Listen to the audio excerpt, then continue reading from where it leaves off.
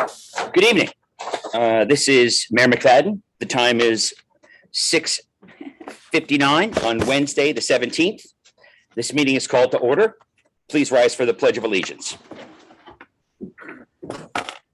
I pledge allegiance to the flag of the United States of America and to the republic for which it stands, one nation, under God, indivisible, with liberty and justice for all. Thank you. Roll call, please. Mayor McFadden. Present. Deputy Mayor Shaw. Present. Trustee Casker. Present. Trustee Shara. Present. Trustee Brooke. He is absent. We'll note that for the record. All right. First, I'd like to thank residents Jim, Chris, Rachel, Odetta, and George, no last names, for volunteering for the CSLAP program. It's a very important program, and Jim and Sue Hayes asked me to put something on the website. We got 1, 2, 3, 4, 5 new volunteers. So that's fantastic. We'll continue that program. I also want to thank the DPW for the special projects they've completed recently, including the mailbox stand and a variety of construction and final touches to the booth. And they've also completed the refurbishing of the triangle on Westlake Road and Turtle Brook Road. So thank you. I'd also like to thank the chief and police officers for all of their input regarding the new automatic gate opening system. Denise Spouthoff for her work bringing the pay online system live. Elizabeth Dougherty for the work she did with the EPA. We had some delinquent submittals, and because of her courtesy and going out of her way to work with the EPA, they waived the penalties and made a specific reference to her role in that. Let's move to reports and minutes. We have the following reports this evening. DPW, Jeff? Yeah, so actually, the last couple of weeks, we've been working on paving. Paving started today. They did Shasta Loop today and most of Summit Road. So they'll finish. It's supposed to be, originally it was supposed to be paving today and tomorrow. I don't think they're going to get everything done tomorrow. So it's probably going to go into Friday. But it's going, it's going well. It's just a lot of travel between Shasta Loop and Summit Road with that equipment. It takes time to get there. And it's wasted time. So, And are you happy with the product? so far, yes, very, Mhm. very. Westlake, like I was saying before, that will, after it's paved, try to lessen the gutters going up Westlake Road. We're gonna have to go back and do some more work after it's done being paved. What else? Do you have a copy of the report you handed in? I don't with me now. Okay. Do you want to read from that, or you're good? There's one in your binder. Okay. We had also done some patching of the holes on East Lake Road where we did work Mhm. replacing valves. Mm-hmm. Also on Stable Road where we had repaired a water leak. Mm-hmm. And we, as far as special projects, I've got lumber to build the next 5 mailbox stanchions. I've got 2 built already. We're working on that as we have time in between doing other work. Love it. Um, I have a whole nother project for you after that. Taking all of it, I mean, if we can do it, we'll have to talk to the attorneys. But taking stop signs and other signs and putting a nice wood pole post, replacing the metal. I like that. That could be kind of cool. Anyway, we could discuss that. All right, so are you finished? well, no, with, as far as, well, you brought up the work at the booth. We Mhm. put the last bulletproof piece of glass in last week, I think, or the week before. Damn good job too. Thank you. And finally set the bollards permanently. Mm-hmm. And so that, More so, I was there today talking to several officers, more so than the bulletproofing. They really appreciate the bollards. They're crash rated, FEMA crash rated, and a truck at 30 miles an hour, 15,000 pound dump truck at 30 miles an hour It's huge. All right, well, listen, there's a lot more that the DPW has been doing. It's on the report. It's posted on the website. I encourage everybody to read it. Thank you, Jeff. John, do you want to go over your construction report or just leave it in as a submittal? I'll hit the high points. We Okay. had 4 certificate of occupancy requests. That typically means that we have at least 4 homes that'll be sold within the next month or 2. As far as project status, the Rifkin House was removed approximately 2 months ago. The footings and foundation are approximately 95% done, and hopefully they'll be done with all the concrete work by the middle of December. Orange and Rockland is continuing to prep for the next stage of the electrical system upgrades, trimming and removing some trees on Tower Hill Road. The Malik property, the new chimney and the new cedar roof are 99% done. They're proceeding with some interior work at this time. The Pays project, I met with the general contractor and the excavation company about 3 weeks ago. We reviewed the tree protection plan, siltation fence requirements, and construction of a driveway entrance to include a rock wheel cleaning pad so they don't have any soil on the road. And so that project is going fairly well. And Tyrovich, a relatively small project on 18 Acoma Road, driveway apron and driveway pillars are finished. That's the high points for now. Okay, any stop work orders or court appearance tickets? No stop work orders at this point. I am waiting for compliance from one person. If I don't hear from them by the end of this week, I'll issue a violation notice on Monday. Mm-hmm. A couple other quick high points. We did receive payment, $4,050 for the snow blower last Excellent. week. Supposed to be picked up this Friday. And the transfer switch here at the village office should be replaced Friday morning. And That was approved at the last meeting. it was. Terrific. And we're getting internet service at the water treatment plant on Friday. Thank you very much. And also we'll need to order a computer. We have a computer. Yeah, It's all taken We care do. of. Okay, good. And that's going to be Cablevision, right? Optimal. Optimum. Okay, great. Thank you. Court report is in the system posted on the website. Same with the water report. Chief, do you want to make any comments on the police report? Basically, there's approximately 770 vehicles, an average of 770 vehicles that have been coming through the gate on a daily basis. We answered 252 calls for service. We're still continuing with no serious motor vehicle accidents, which is a benefit, a plus.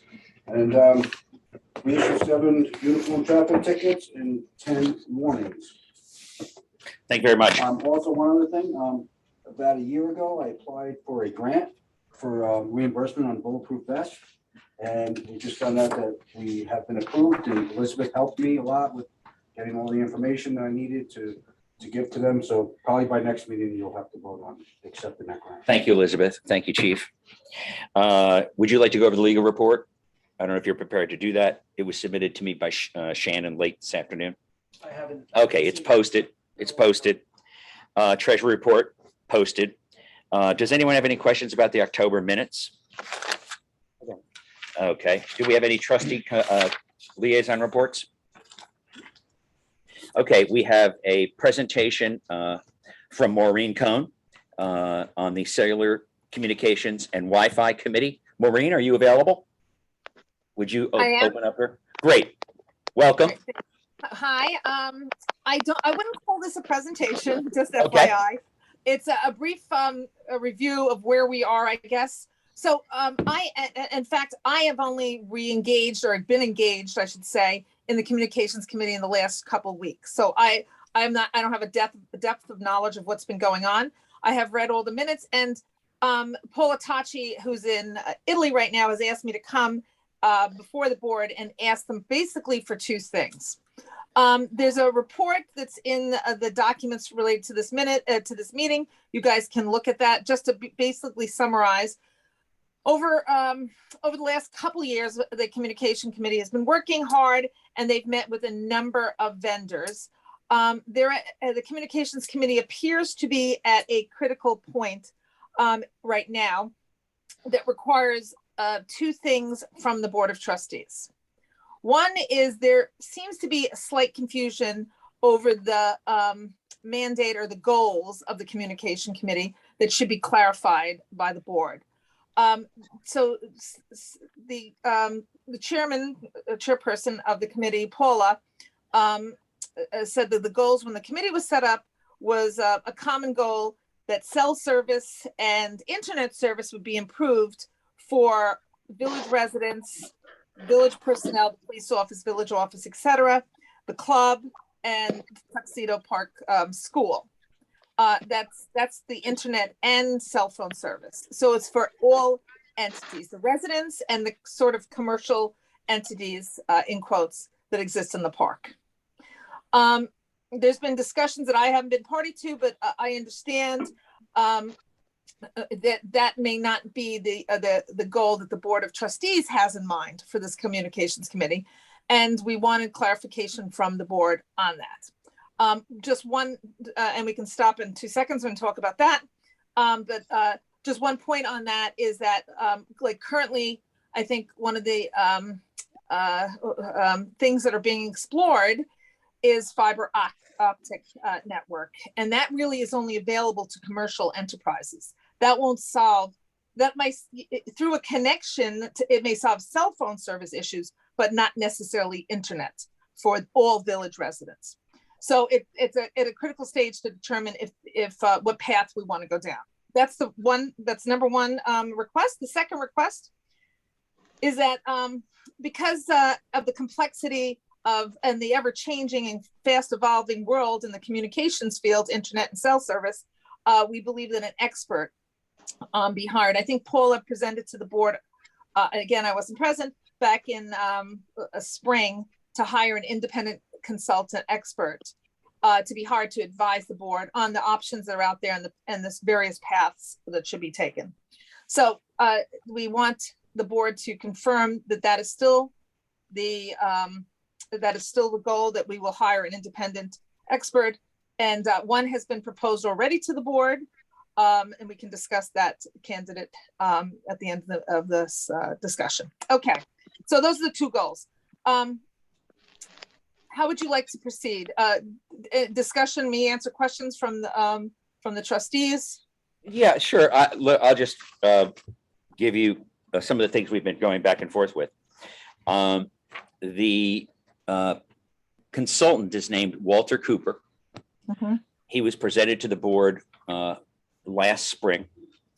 And on the village website, we have Walter's CV and his scope of services. Mm-hmm. And they can be accessed by anyone. And I believe that, I know that last year in the budget, we put money in for Walter or another consultant. And I don't know the exact amount. We're not sure whether it's 5, 12, or 20. We'll find out. 12, it's 12. And if the committee recommends that we hire Walter or another consultant, then of course I would go along with that. I don't know about the rest of the board, but I'll take my cue from you guys. And in terms of the goal, and again, I'll speak just for myself, the purpose of this committee, in my view, is to investigate and present alternatives to improve cell service. When we first came out of the gate, we were looking at a tower, and that was discouraged across the board. And now I understand we're looking at other technology, which might be these little units with antennas that go around the park, and they're less obtrusive. So in my view, the mission has not changed. We want to improve cell service. Now, along that way, if there's opportunities to bring a secondary backup internet supply to the police station, I can pursue that on my own, unless it's part of one package, and so on and so forth. We could use a redundant system for the village office and DPW as well. Right now, the police only have one provider, which is Cablevision, and it's slow and it goes out a lot. So we do have an interest in bringing in another support system.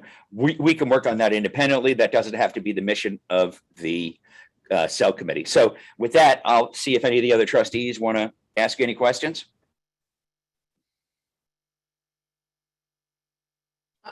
I can't hear Chris. It looks like you're talking, but I can't hear you. How about now? Perfect, thank you. Okay. Interesting. I have a very directional voice. Yeah, So, apparently. Yeah, I agree with the mayor that the priority should be the benefit of the residents, and that's going to be in cell service if the broadband's really basically commercial. So I think the effort should be focused on that, especially reason. Can I clarify something on that, Chris? Yeah. So the fiber optic, okay, again, I've only been involved very little while, but from what I understand, the pursuing fiber optics, that's only available to commercial entities. That through fiber optics, which is very expensive, you can get this small DAS antenna system basically, which is another element. You don't necessarily need fiber optics to get the DAS, which is a small antenna system. However, Paula believes that the goal is to get internet service to the entire, to all of the residents, not just the village and the school and the club, because of what happened. Cell service is a no-brainer, right? That is something we need. We've talked about that. So the question, I think, becomes internet service. So Paula's point, and she's heard from a number of residents, is that during the pandemic, it became very apparent when people were working at home that the residents need better cell phone service. Internet service. So if the scope is to try to get, it can be threefold. We can look at many different things. If the scope is to get internet service to the residents, then that will put that in our mandate. If it's only to get internet service, redundant services to the village offices and the police, that's a different path. Because again, fiber optics is not going to work for the village. So that's kind of a waste of time. Village residents. I say greater good is the residents as a whole, right? And that should be where the efforts are. But of course, if For cell. for cell, yeah, For cell. or internet, whatever benefits the residents as a whole. And if that requires a combination of broadband for commercial that you can branch off of, maybe that's something that the committee explores and just presents some options. Here's 3 different courses of action to take, and this is the cost of each, and this is the benefit of each. Yep. Okay, that's fine. It's different internet. So that's something we'll pursue. So from your perspective, that's not the board yet, but yes, that's something we can certainly pursue. All right. So now, are you prepared this evening to recommend that we pass a resolution hiring Walter, or would you like to look at other people or get back to us in the near future?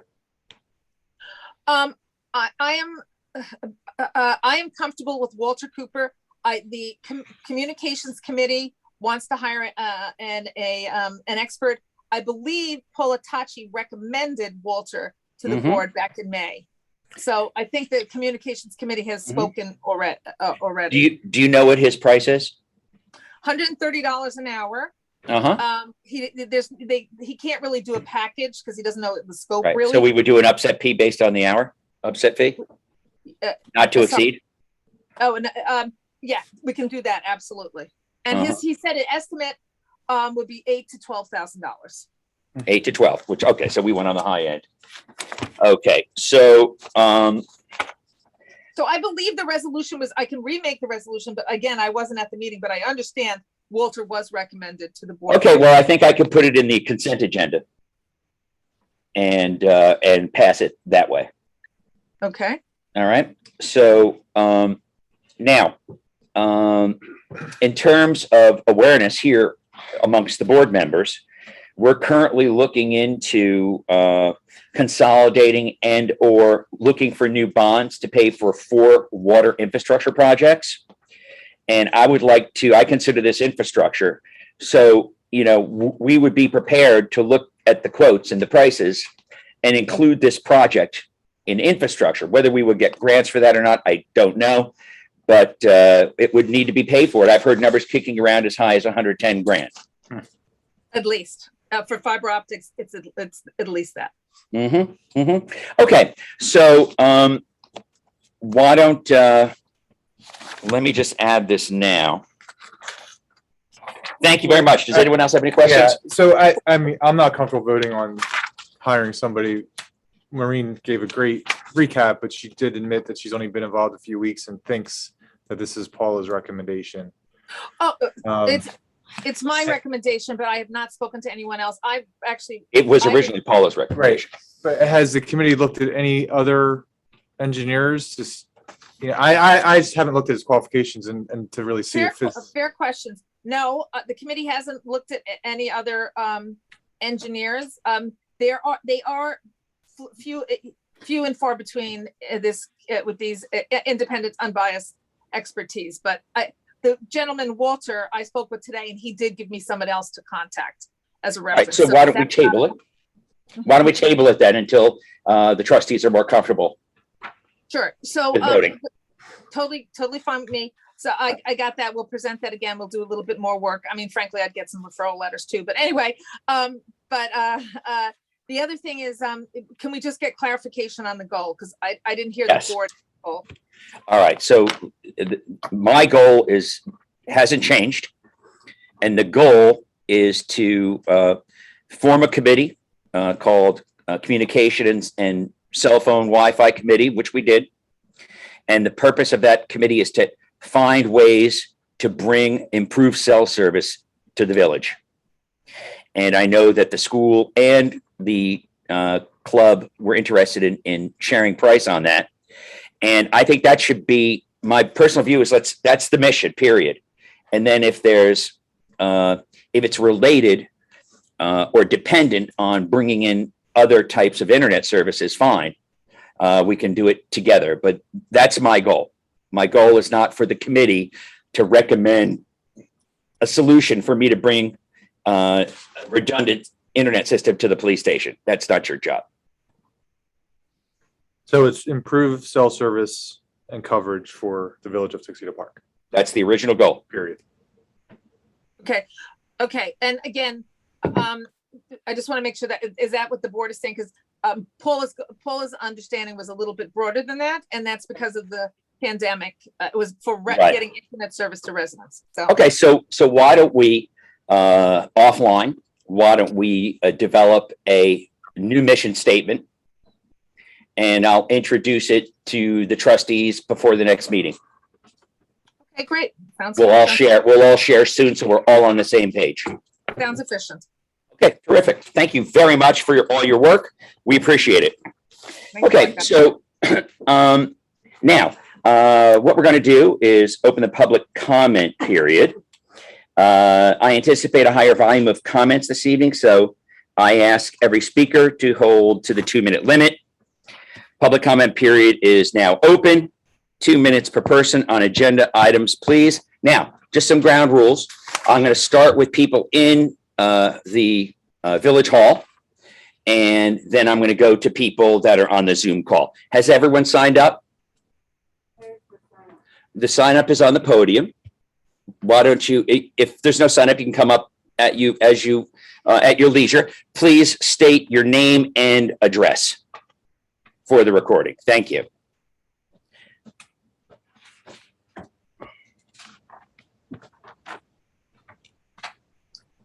Hi, I'm Bonnie Takayuki, 3 Schoolhouse Lane.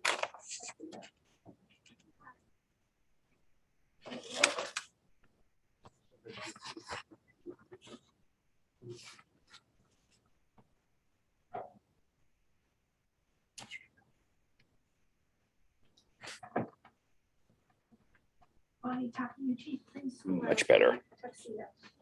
I wanted to just give a little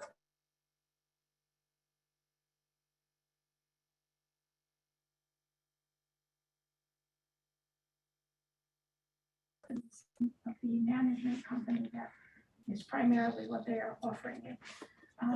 In 2020, our season began on July 5th. We had 3 full-time employees for every hour that we were open. That was a lifeguard, a checker, we call them a membership checker. And that year, we also had a COVID-19 monitor to make sure all the state protocols were happening correctly. And our total payroll expense for that season, including taxes and paying the ADP for their services, was $20,591. This year, 2021, we worked very hard to be open Memorial Day weekend, which was a much longer season. So we had many more days of operation. And also included, as you know, minimum wage is going up in New York State every year. So taking those two things into account. And again, with a lifeguard and a checker on all the time that we were open and a COVID-19 monitor there most of the time, not as many hours as she had put in the season before, but still many hours. Our total payroll for this season was $24,947, including all of the fees and, for processing it. So that was one thing I thought might, be helpful in your discussion later on.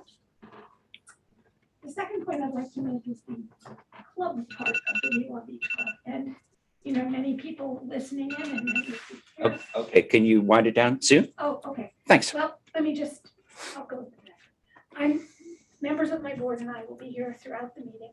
And when you get to the part at which the Wheeler Beach Club is up for discussion, if you have any questions, we would certainly like to be called on. And if we have the information with us this evening, give it to you. And if we don't, we can certainly get it to you.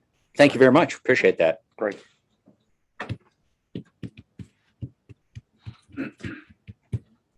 Hi, can you hear me? Yeah, okay. My name is Jennifer Darling. I live at 95 Summit Road, so I'm a resident. I'm also the vice president of the Wheeler Beach Club.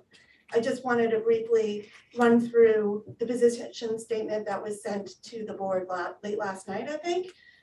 So we reviewed, we're not making a comment as to the third-party management company. It's probably not a bad idea for many reasons.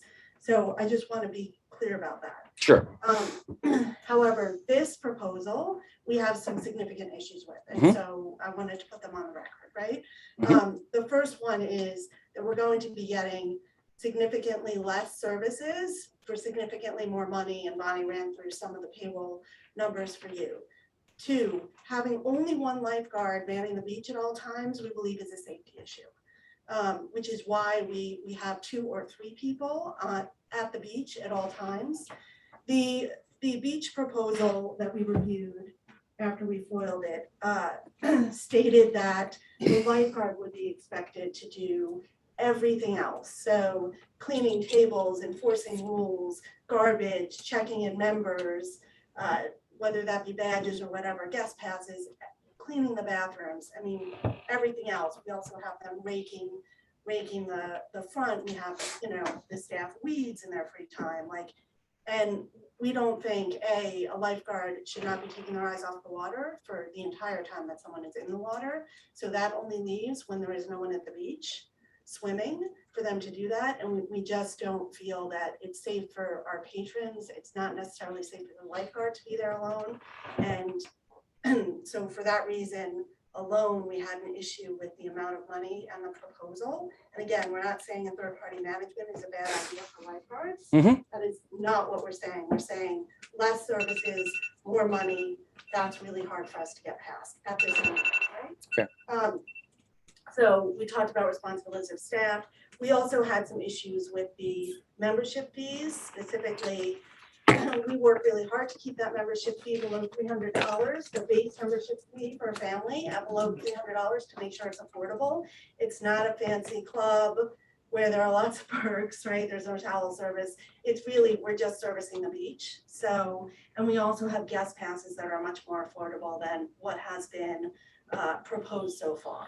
The $25 per person guest pass, we think that's really steep. It's going to hinder a lot of people from coming. We have a lot of birthday parties. Sometimes we have. Are you- people doing the beach. It already sounded. Yeah. Went off, yeah. Yeah. So Okay, but we could tie it up. So just a couple things. There's a reference to the foil.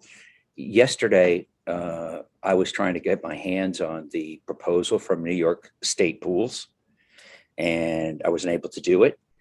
I heard this morning that there was a FOIL request. I didn't know about a FOIL request. I sent it independently on my own at 5:45 yesterday, because I got a copy from Denise Tavani, who was in Charleston, North Carolina. So, I mean, you can continue to say that it was because I was foiled, but that's just not the case. We did make a flow request. That's, I'm sure you did, but it So, had nothing to do with me providing you with the document. okay, we Yeah. also had to come down because we hadn't seen it. It was Can't, John, they can't hear the speakers. Sorry.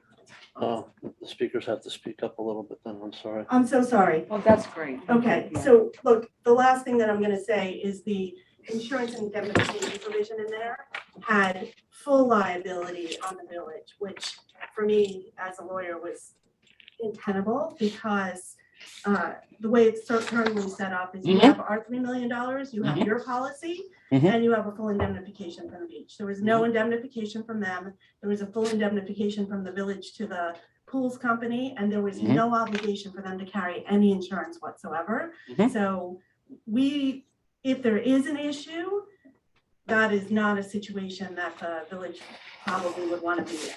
And then finally, I need to mention that I didn't see in that proposal the cost to set up the rafts or the rope. And I think there are things in there and the cost of all the equipment that sort of weren't addressed in the proposal when I looked at it, that will be additional hidden costs that would be an issue. So I don't think it's necessarily $31,000 to run the beach for the summer. I think it's incrementally more, and to do it safely, even more than that. Thank you. You're welcome. Anyone else? Can you try to stick to the 2 minutes? Stick to the 2 minutes. Ava Rattazzi, Wood Nursery Road. I was the lifeguard this past summer at the Weewa Beach Club and was planning to return for the 2022 season. And not only as the lifeguard, but also as the Weewa Beach Club employee, I know how much responsibility is needed from each staff member. However, all the responsibility that you are planning to put on just the lifeguard is unrealistic. The other lifeguard or lifeguards that should be hired will also be around my age, and having just one person around in charge of completing all the tasks by themselves, some of which need more than one person to do, is unheard of and unsafe, especially for some of the tasks like pulling out the boat before a hurricane and putting it back in afterwards.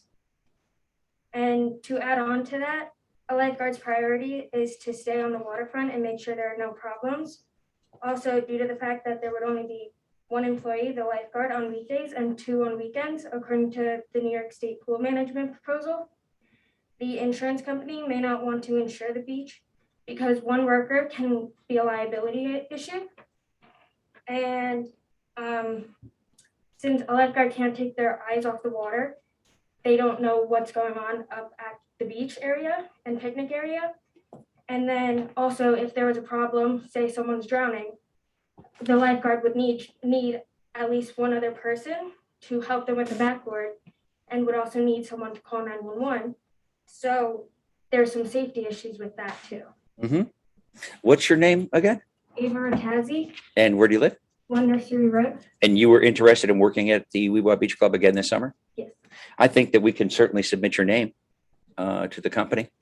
And I'm sure they'd be happy to have somebody with the experience. Are you lake certified? Yes. Okay, terrific. We'll keep that in mind. Thank you. You're welcome.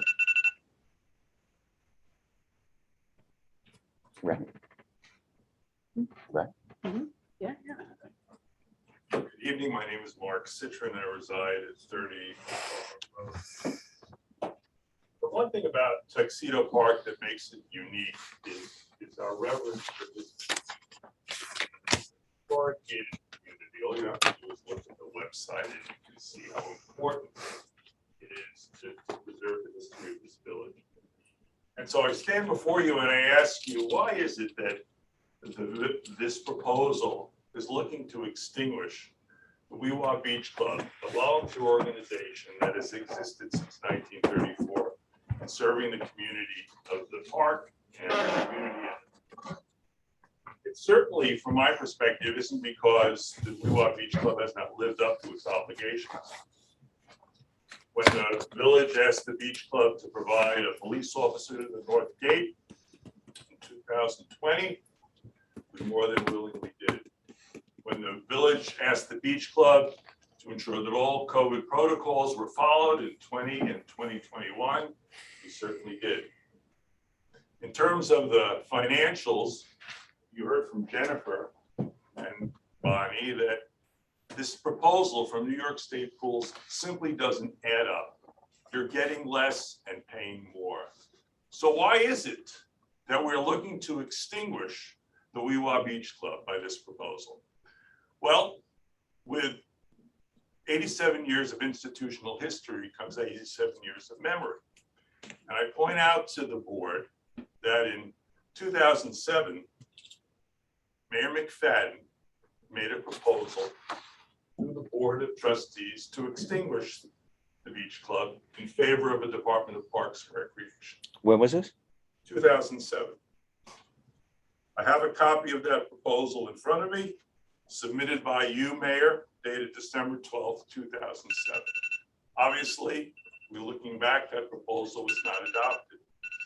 In 2009, another set of proposals were made to extinguish the Weewa Beach Club. And the interesting thing about those proposals is that the bidders, for the sum of $36,000 in 2009, not only offered a guard for the beach, but a gate guard, a beach manager, and an assistant manager, all full-time for $6,000 more than the New York State Pools is offering, one guard during the week and 2 guards on the weekend. And that was 12 years ago. And prices have only gone up. $6,000 more for what you're being offered today. Okay, So, can you finish up? sure. Thanks. So I submit to you that the Beach Club has provided service for 87 years, faithful service, good service, dependable service. And as I said to you on August 18th and October 25th, we are more than willing to continue to provide that service with negotiations, good faith negotiations for the summer of 2022. And we stand ready to do the same today. Thank you. All right, anyone else in the house? Okay, why don't we ask people to raise hands? You have 4 people. that- 4 people. Raised, I believe Jake Matthews and Clark's were the first 2 that. Thank you, Jeff. All right. So start with Clark's. Yes, please.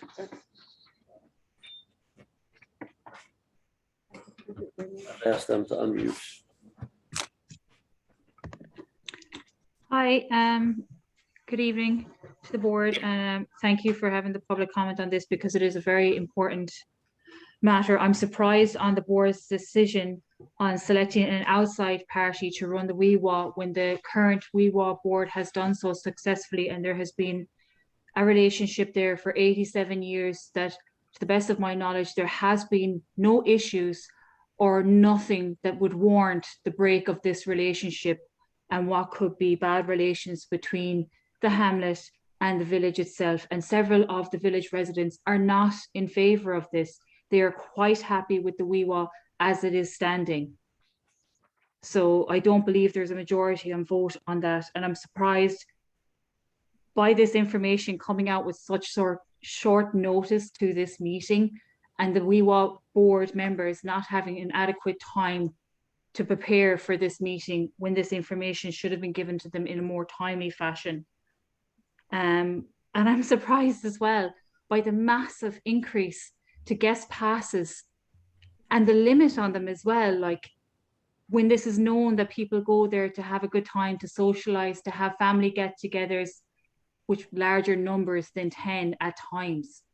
Like, I'm just surprised by the whole thing and very disheartened, very, very disheartened that this is the way it's going and that it's a constant conversation and it's constantly coming up year after year after year.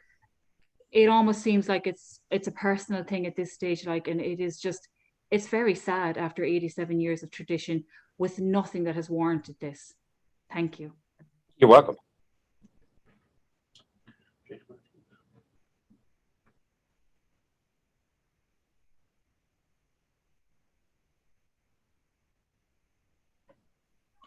Thank you, Mayor McFadden and the board. I don't know if I'm allowed to comment on this or ask a question. It has to do with the public hearing regarding the Weewa Lake dock sizes and boat sizes. I didn't know where we get more information on what is being proposed. And I was unclear from Mayor McFadden's comments up front if that applied, this proposed law is going to apply just to the Weewa Lake, the bigger Weewa, or is something being proposed for the little Weewa that is pond number 3, as well as Tuxedo Lake? It sounded like in his comment during that session, it might have been all of the lakes. So I was just unclear on that. All right, I'll quickly answer that for you. So that was the 6:45 public hearing.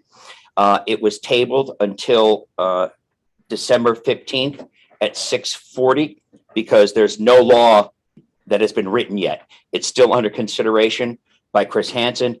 It's going to be a comprehensive law for all the bodies of water, but right now there's nothing to look at.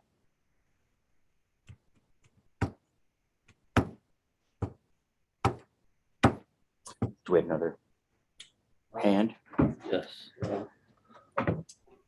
Thank you. I appreciate you clarifying that. I think on the agenda and prior information, it was written as being for the Weewa Lake only. So if I'm clear now, it's going to be something that's for all 3 lakes? Yeah, I don't believe it was ever for just the Weewa, all 3 lakes. If it was, I apologize. Was it? Okay, it should be all lakes. Mm-hmm. All lakes. Thank you for pointing that out.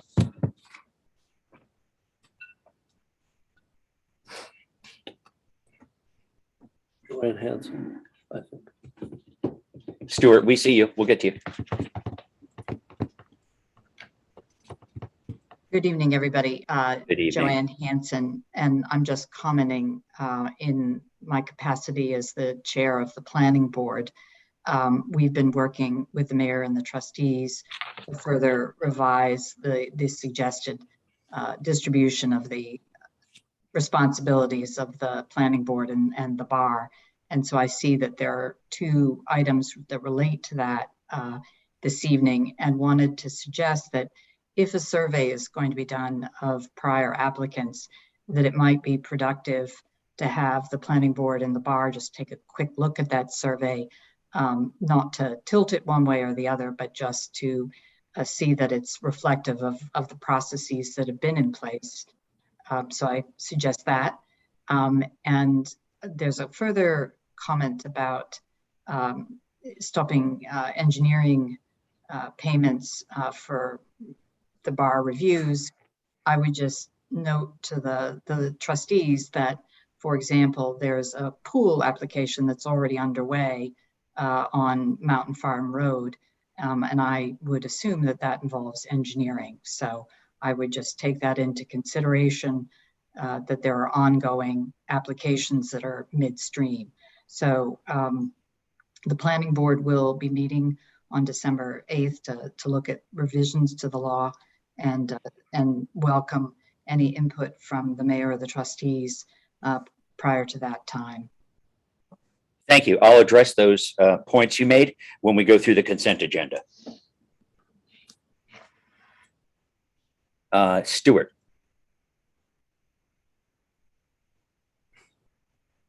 Yeah, he did. Yeah, he did. He's on mute. I don't. He can unmute. I don't see him with his hand up here. He does want to. He does want to do it. Oh, physically. Oh, all right. Hang on a second.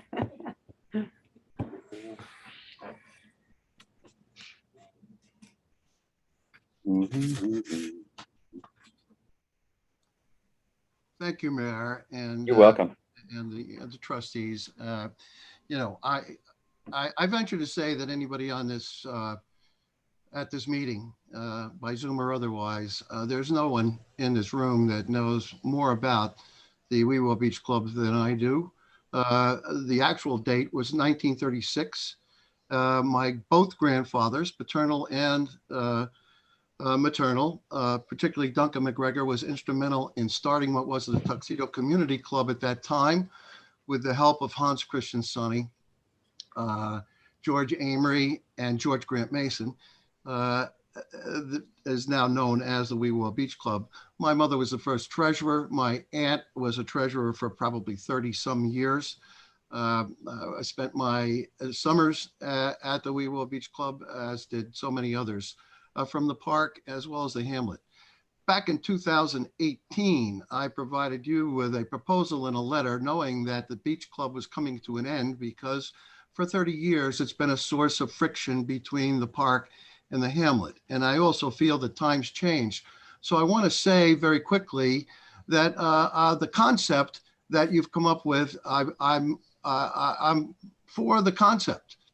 The parameters that you had with respect to who can be members, I believe is reasonable at this point in time, as with respect to members that were members of the Weewa Beach Club in 2019, as well as anyone that can establish a history of a family that worked for the Tuxedo Park Association.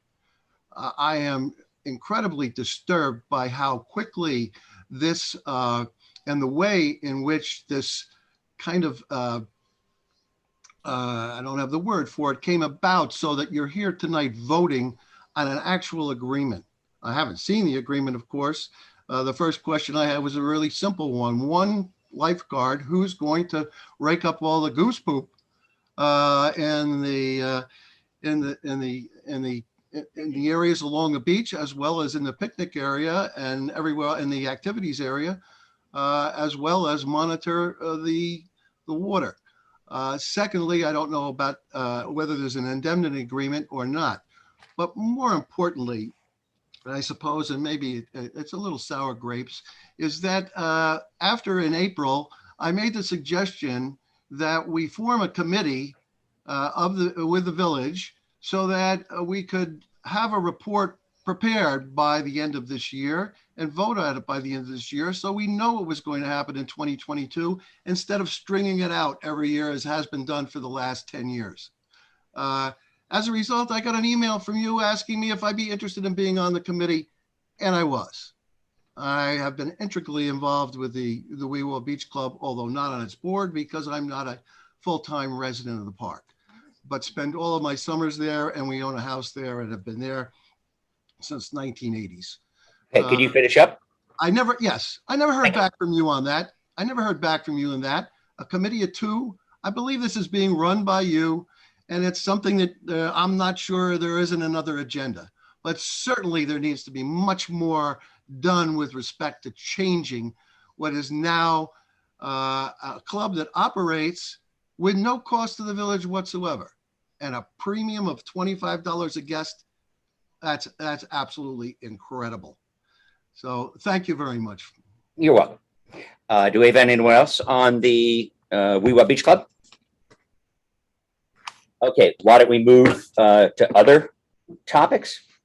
I think these are up for the beach club, I believe. Okay. Let me ask Mrs. Nicholson or Mr. Nicholson.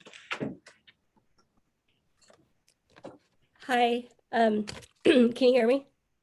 Yes. Okay, great. All right. My name is Carol Ann Nicholson. I live at 25 Mountain Farm Road. I am opposed to part of your new gate system plan. Specifically, I am against the idea of allowing residents unlimited registration. I think you'll find households with a very large number of family member vehicles. I also want to say how disappointed I am at how you have handled your concerns with the Weewa Beach Club. Since the mayor and the board of trustees like to tally yays and nays, please put me down in the nay column for the gate and NYS pool proposal. Thank you. You're welcome.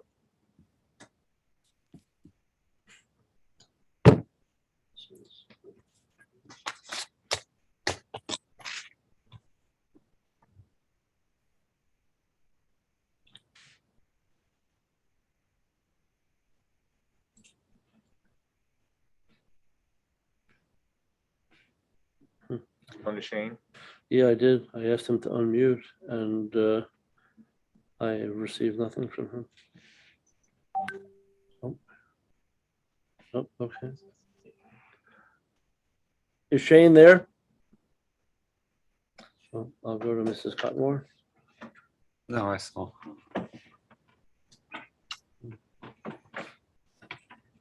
Mrs. Cotmore. Yes, I'm here. I actually agree with the previous speaker on both those points, but what I have is a question as to what is the benefit to us for this change in the Weewa Beach Club. Seems like we do have less services. Most of the speakers have said what I'm about to say, so I'll be brief. I feel like it's less services, and the pool management proposal itself says, please note, lifeguard will not be permitted to perform any duties that interfere with their ability to supervise patrons in the lake or beach area. So it was brought up before that the lifeguard, who needs to keep their eyes on the beach and on the water, would then be also responsible for people coming and going in the various other capacities of the previous staff members. And the front gate, I have the same feeling. I'm not really sure how this benefits the resident. It's still one lane. We would still need to wait behind, like we did this afternoon, a visitor for a few minutes while they receive their directions. I know from experience with Easy Pass, people go fast. I'm not really sure what the hurry is.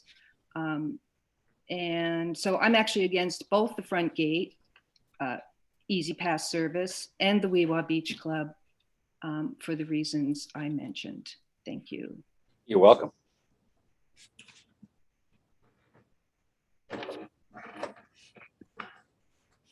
Sally's iPad.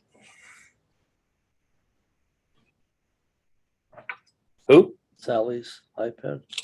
Sally's iPad? Oh, she's got, oh, there's 4 hands raised. She's still muted though. Yeah, no, I'm asking her to unmute. Oh, Yes, Shane already spoke. Jill Swerble wants to speak. I know. I'm just trying to take them in order. Sally's had her hand up for a little while. All right, if she's not going to do anything, then we'll. Is she hear you?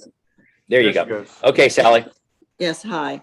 Well, I would also like to agree with the 2 previous speakers, and I have a few other comments.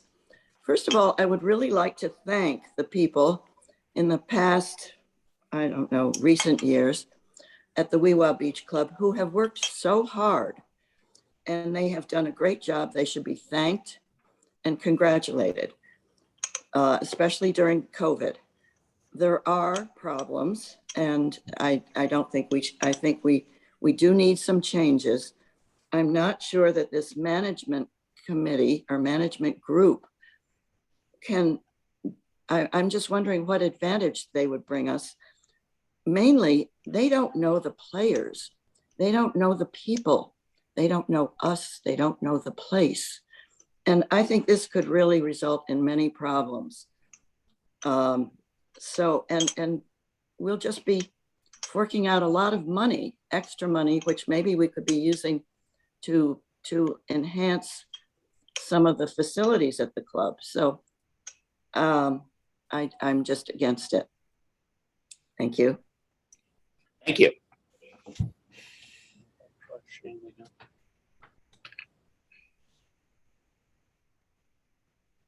I think hands remain up for people that have already spoken. Shane. Yeah, let's go to Jill Swerble. That's the last one. Yeah, everyone else has spoken, but the hands are still up, that's all. They have to take it down. They have to take it down, and they don't know. Oh, they I don't think they realize it. I've asked Jill Swerble a couple times, nothing. Okay. Jill? Okay, going once, going twice. Anyone else?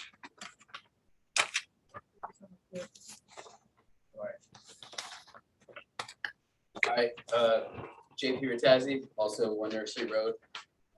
So my concern, I'm hearing that it's going to be limited at guest passes and also $25 each. I just know that a lot of the people that go to the Weewa are people who can't afford alternate options like putting a pool in their backyard. And by capping it at $25 each, if you want to bring, let's say you have a family, want to go with your cousins, that's $75 if you have 3 cousins.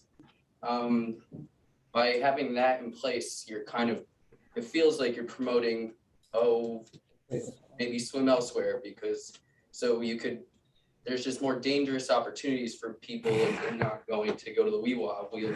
We'll find a lake in the woods that's unguarded or bubbles, cliff jumping. A girl almost died there like 2 years ago. It just doesn't seem like it's in the best interest of the families. I also was under the, sorry, I wasn't expecting to speak. No problem. Doing great. Thanks.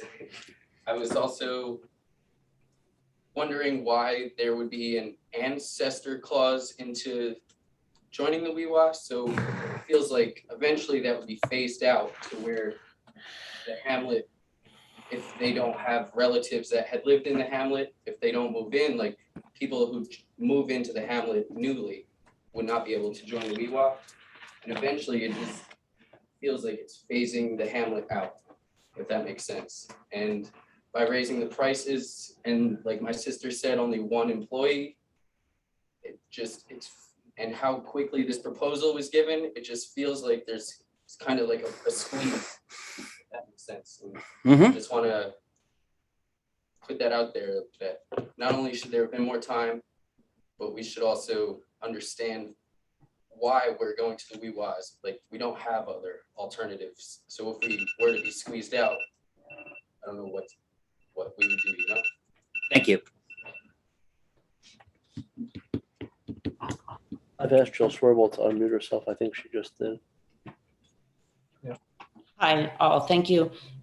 We just wanted to say, Jason and I, that we agree and fully support Carol Ann, Elizabeth, everybody's comments and questions, and as well as Jake Matthews, and are fully against if it ain't broke, don't fix it. Thank you. You're welcome. Anything else? No. Okay, so that's all I have. Okay, great. The public comment period is over. Let's move on to the consent agenda. I will read the items and ask the trustees if they would like me to remove anything from the consent agenda to the regular agenda. We're talking about approving the written reports to the permanent record, approval of the October minutes, approval of a new committee named Solar Committee to research and present the possible uses of solar technology in the village, chaired by trustee Joshua Scherer. This committee was discussed in October. Resolve to change the name of the Weewa Park and Lake Committee to the Weewa Park Committee and the Village Lakes and Reservoir Committee to the Village Lakes Committee. This change was requested by Jim Hayes as not to confuse the two committees. Approve 8 hours of professional services for Cooper Arias LLC, our accountant, to do a pre-budget audit in preparation for the 2022-2023 budget. In preparation for the upcoming budget year, and because we want to flag any issues beforehand, Tinka, John, and I recommend we do this. F, approve 15 additional hours for Desiree Hickey to assist Elizabeth Dougherty with the backlog of billing applicants' fees for the village engineer and architect. We recently discovered that we are behind in billing. Desiree's a perfect person to help because she attends the meetings as the recording secretary. G, approve waiving applicants' fees for the village engineer and architect for several residents. One reason for the proposed moratorium is that the system applicants are being billed for things that John and I find unreasonable. We will be going into details. Resolve to place a temporary short-term moratorium on applicant billing for village engineer and architect through the bar. John and I will sit down with the bar and planning board and work on a survey with them, and then hopefully send that out. So that would round out the input we're looking for as we're making changes with the site plan, local law. We're getting input from the attorneys. We're getting input from the board of trustees. We're getting input from the planning board chair and her members. We would like to do that quickly. we think that we can accomplish some ground rules fairly quickly, and we'll discuss that with you, Joanne, and the bar. Approve migrating from QuickBooks to desktop to QuickBooks Online and authorizing the trustees access to view reports. Approve written survey of past applicants before the bar, BZA and PB, to seek constructive comments for improving the application process. K, resolution introducing a draft local law number 5 of 2021, a local law to remove all references to vehicle tags in the village code and to schedule a public hearing for 6:50 p.m. on Wednesday, December 15th, 2021. The village code has a lot of information about village tags and entering the village. We need to purge that language for the new system. Resolution requiring a memo summarizing the results of the bank requisitions be made available to the Board of Trustees within 10 days of the receipt of bank statements. Again, I seek a comfort level on certain accounting checks and balances that were pointed out to us by the comptroller.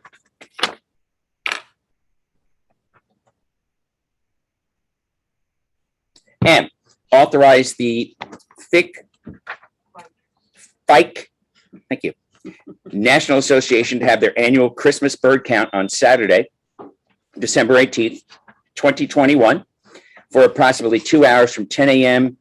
to 12 p.m. And authorize the Tuxedo Joint Fire Department District, to reappoint Commissioner Gardner Hempel to a 5-year term beginning January 1, 2022. Authorize the mayor to send town water bills that are 60 to 90 plus days overdue to a collection agency. P, this was added, it may not be on the agenda. Authorize John Ledwith to put the office boiler up for auction. Well,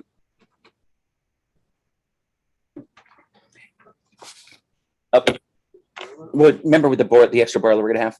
Or the one that's down at the DPW, I guess? It's a water, oil tank. Oil tank. Okay, so we have an oil tank we'd like to put up that I'd like to give John the approval to put up for auction. We also have one snow plow that we cannot use with the existing trucks. I'd like to put that up for auction too. You hear that? We have one snow plow that. Okay. Okay. All right, so. I discussed it with Jeff, so we. Okay. Do any of the trustees want me to take out any of these items and put them into the regular agenda? I have a couple, but I think we're operating off a different agenda, so I don't know if it'll be as simple as giving What the do you have? letters. Okay, E, approve 8 hours of professional services. Yes. F, approve 15 hours for Desiree. G, approve waiving applicants' fees.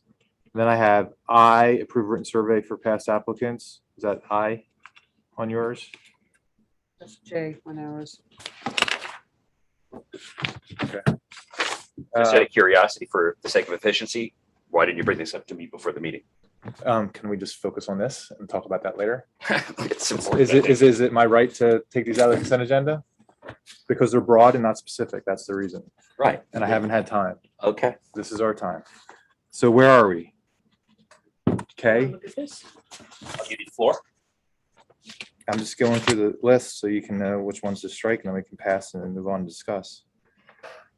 All right, K, resolution introducing draft law. No, that's good. Approve written survey. J, approve the written survey, strike that.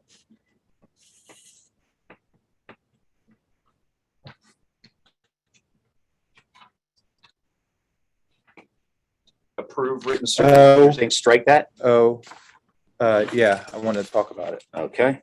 O, authorize the mayor to send all water bills. And then I think everything else is good. And then there was one more to. So just 2? E, Hold on. F, G. Hold on.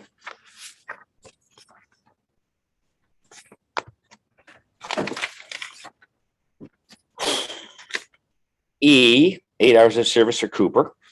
What else? F, approve 15 F. hours for Desiree. Mhm. G, approve waiving applicants' fees. Okay. H, resolve to replace a temporary short-term moratorium. Okay. J, approve written survey. Uh-huh.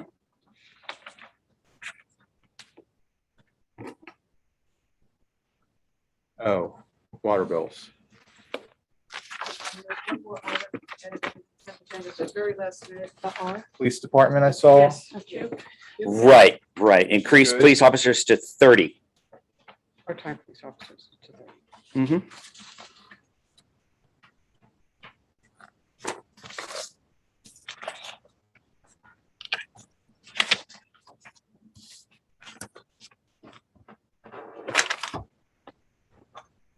So, please proceed. Well, no, now we pass the consent agenda and then we talk about those items.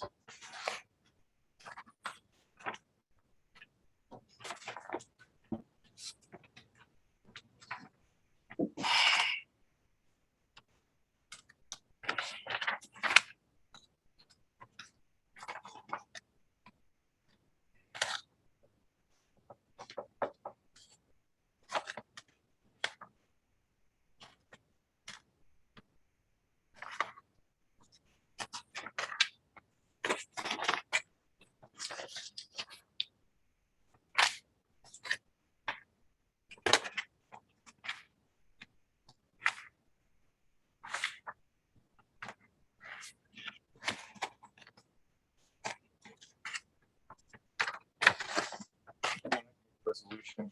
No, it's fine. I wrote everything in yours. Those are the ones that we would be voting on. A, D, I, K, A through D, A through D, I, K through N, P and Q.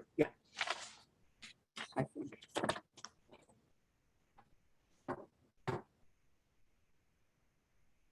Okay.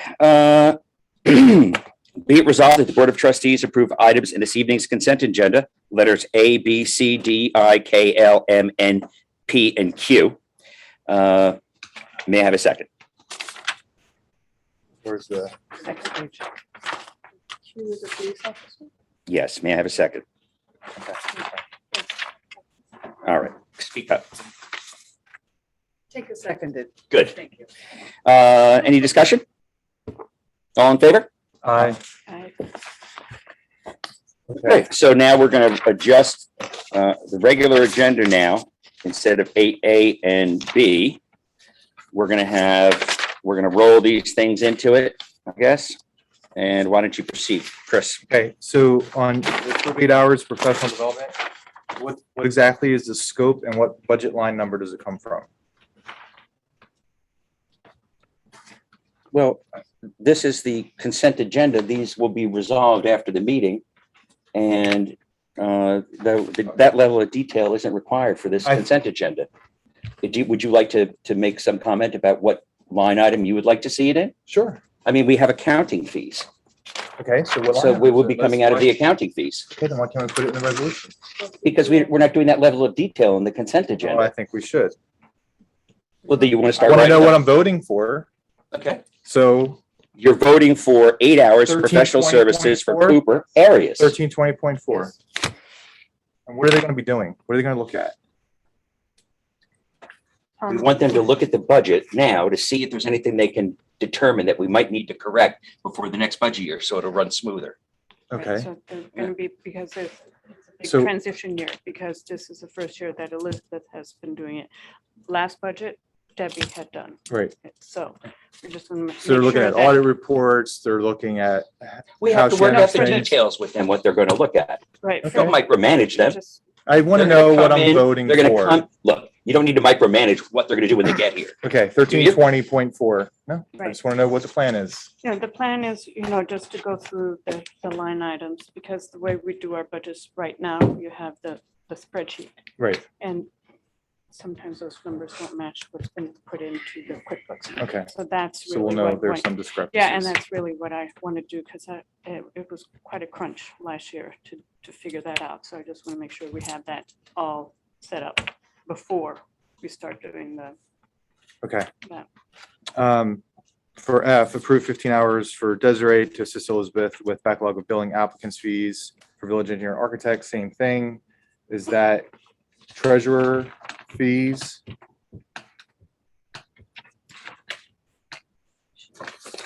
$1325.1. I wouldn't do that because that's personnel. Oh, no, you're right. This is Desiree. So sorry. Right? You're right. And then, okay, so there's 15 hours of backlog, but we're also in this consent agenda, there was a request to do a moratorium on billing.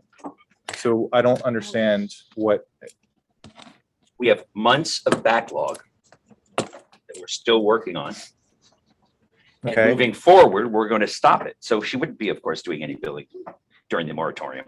so But there's she's plenty of, she's there's doing plenty of backlog old- through yes. what date? I don't have the exact date. Well, it's our job to know what we're voting on. I'm here every day, talking with people, looking at these accounts. You're coming in from the side and saying, we need I'm a to. trustee elected by the All right, people. look. I have some Look, responsibility. look, All you're I'm asking is- micromanaging it. You're micromanage the process. Denise needs to catch up on billing. Elizabeth For is what too date? busy. I don't know the date. When's the moratorium start? That is It not, it's starts- it confusing. Started. So the moratorium, We just passed it, unless you took that out too. I did, Okay. because how long does it last? It's short. It says short term and Is we're that going 30 to do our days? best. Is that 45 I don't know days? exactly how many days it's going to be. Well, why don't we, the board is Just don't responsible. go for it if you have a problem with it.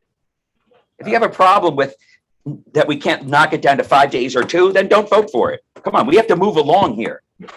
We have to do the village's work. We are doing the I'm not village's governing over work. Email, I'm governing at meetings that we meet once a month. This is not that hard of a discussion. Is it, can we just pick a 30-day moratorium and say it's from today until 30 days and we can relook at it next month? No, I'm not going to put it, no, I want to get it done sooner than that. And I'm not going to lock myself into a date because I have to meet with different people. Joanne and John will work it out. I'll let you know. It's an issue. Okay, if trustees don't want to deal with it, that's fine, but Yeah, I want to, I am want to dealing with discuss it. The rest of the trustees don't care, then that's fine. We'll move on. Well, you can ask them. No, that's fine. They I mean, can- Might as well do what we're doing here. Do you want to say approve up to 15 additional hours if we don't need her for all those hours? It's or- one of the same. or Is it? Yeah. Or if it's less, okay. Okay, approving waiving applicants' fees for village engineer and architect for several residents. How much are we talking about? Which residents? Why? I mean, we don't waive fees on a, without being specific. We never do it for water bills. Why would we do it for anything else? Okay, why don't we table that then? No. No, we're going to waive these fees. John, would you like to address the fees? There were 3 people that received bills for professional services that exceeded what they put in escrow. Some of those bills called for 5 or 7 hours of engineering review time that we felt may be excessive, given the fact that the applicant submitted plans that were already signed and stamped by either an architect or an engineer. And it seemed to be a little excessive. Some of the board members agreed with me. And Another scenario was somebody that applied for a pool. The neighbor wrote a letter objecting that it might be noisy. So the applicant wrote a letter back saying, I don't think it's going to be noisy. And the engineer charged for reviewing both of those letters. It's inappropriate. It's got to be changed. It's the reason that people are very upset with the bar process. We're going to correct it. We're going to meet with the engineers and the architects and we're going to go over it. And that's all the detail I have for you right now. Well, I appreciate that. I think it's appropriate for me to know that level of detail. And I would have told you if you called me last week. Well, I didn't get this last week. Today. Yesterday. Approve written survey for past applicants, bar, BZA, PB. Who's going to work on that? And are we going to be able to see it before it goes out? Which one was it? Jay? The survey for applicants. And how are we going to send out? I think I just explained to you that Joanne, myself, the bar, and John are going to write it. And then we are going to send it out. And I see no reason to bring it to the bar, to the Board of Trustees for a vote. Okay. Just want to know if I was going to see it. Is it going to cost any money? MailChimp, isn't it? No. So it doesn't cost anything. All right, I already brought up the short-term moratorium. I'd like to have a deadline on that. I don't know what the definition of short-term is. Okay, I'm not putting a deadline on it. Okay, resolved, authorize mayor to send, okay, we have to table the water bills. That was this conversation I had with the attorney before the meeting. We need to have an attorney client privilege on that. Does anybody disagree? No, we can. So you're not ready to send people to collection? No. We need to have a discussion with the attorney before we do that. Okay, and you And that's concur, it. and he agrees. Okay, so I'm going to propose the ones that were taken out in a separate resolution.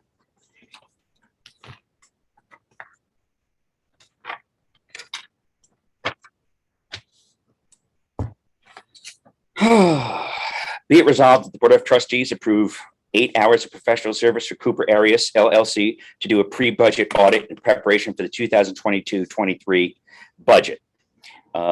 May I have a second? Second. All in favor? Any discussion? All in favor?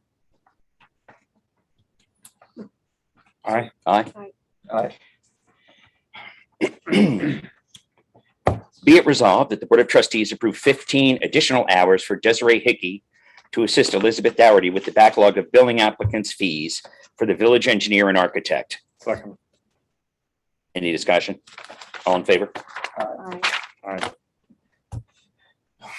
Be it resolved that the Board of Trustees approve waiving applicants' fees for the village engineer and architect for several residents. May I have a second? 3 residents, right? That's what we're talking about now? I'm sorry. Second. All in favor? No. It's, I just Aye. want to If double we're gonna check say that it's a 3, then I'll vote Three- for it. It's just 3 applicants, right? That we're just. I recall 3. There may have been other comments. I wrote several. Would you like me to change that to 3? Yeah. Okay. 3. Be it resolved that the Board of Trustees approve waiving 3 applicants' fees for village engineer and architect for 3 residents. Second. All in favor? Aye. Aye. Be it resolved that the Board of Trustees approve a temporary short-term moratorium on applicant billing for village engineer and architect through the bar. May I have a second? Second. All in favor? Aye.